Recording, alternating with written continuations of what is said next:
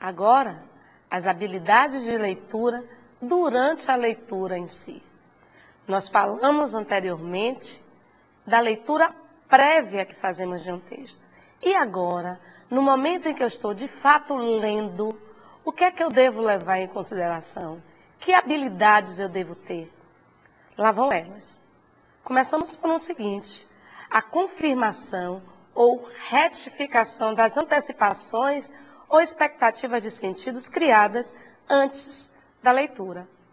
Gente, neste momento eu vou confirmar ou eu vou retificar, ou seja, consertar o que eu pensei previamente na hora da leitura. Isso eu devo levar em consideração.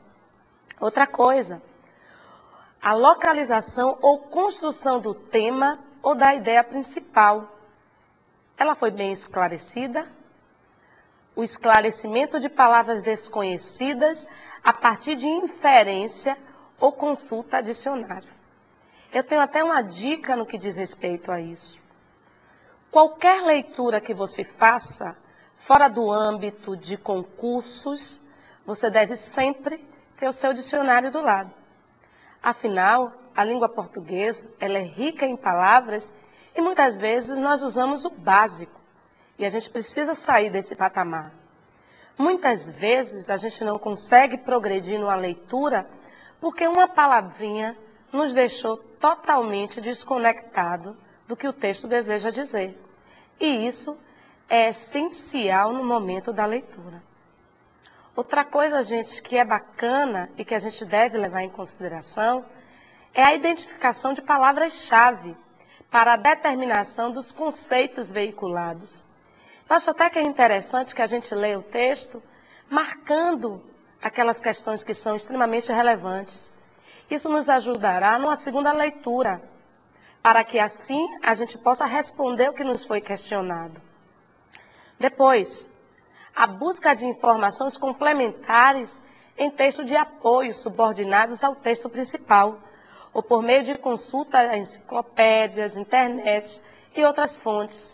Isso deve ser um procedimento que a gente deve criar. É claro que o texto sempre é um intertexto. Ele é um link de outros textos. É importante que a gente vá a qualquer concurso público muito bem sintonizado com as questões que estão nos cercando na sociedade, com leituras outras, para que a gente possa fazer boas inferências na hora de lermos o nosso texto. Isso é essencial, gente. O texto não se encerra nele. Ele não é uma fonte acabada. Ele precisa de outras leituras e vocês precisam ter essa consciência. Outro tema que a gente deve perceber como habilidade é a identificação de pistas linguísticas responsáveis pela continuidade temática ou pela progressão temática. Essas pistas linguísticas nos fornecem muitas vezes o ponto de vista do autor, né? Porque, afinal, nenhum texto é isento de pessoalidade, ainda que ele venha com a nomenclatura de texto impessoal. Quando eu elejo, por exemplo, um viés de circulação social, quando eu elejo um público, eu estou deixando a imparcialidade de forma para fora do texto. Isso é verdade e a gente deve levar isso em consideração. Outra coisa é a utilização das pistas linguísticas para compreender a hierarquização das proposições, sintetizando o conteúdo do texto, tá? Ora, quando a gente traz elementos, por exemplo, de conclusão de um texto, isso vocês precisam saber, enquanto leitores, levar em consideração.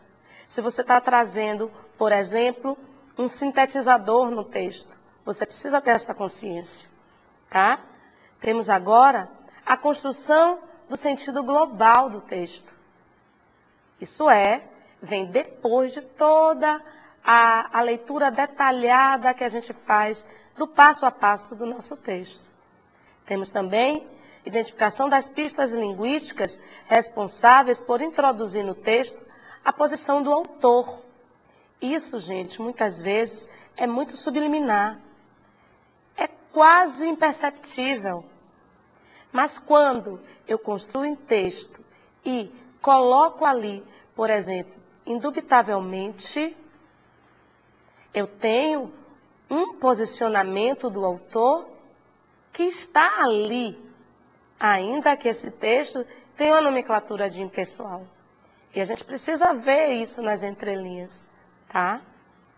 A identificação do leitor virtual a partir das pistas linguísticas. Tudo é muito pautado na forma que a gente percebe o texto que a gente está lendo. Todos os textos têm leitores virtuais. Todos os textos têm leitores potenciais. Não se esqueçam disso. E também identificar referências a outros textos, buscando informações adicionais se necessário. Como eu disse até anteriormente para vocês, todo o texto precisa de inferências e todo texto tem referências a outros textos. O leitor desavisado, ele pode não perceber isso. Porque, por exemplo, se existe uma citação no texto que eu estou lendo, eu não vou saber estabelecer esse link, essa ponte. E isso vai prejudicar a minha leitura. Então, todas essas habilidades, elas são imprescindíveis na hora em que eu produzo uma leitura, na hora de interpretar o meu texto.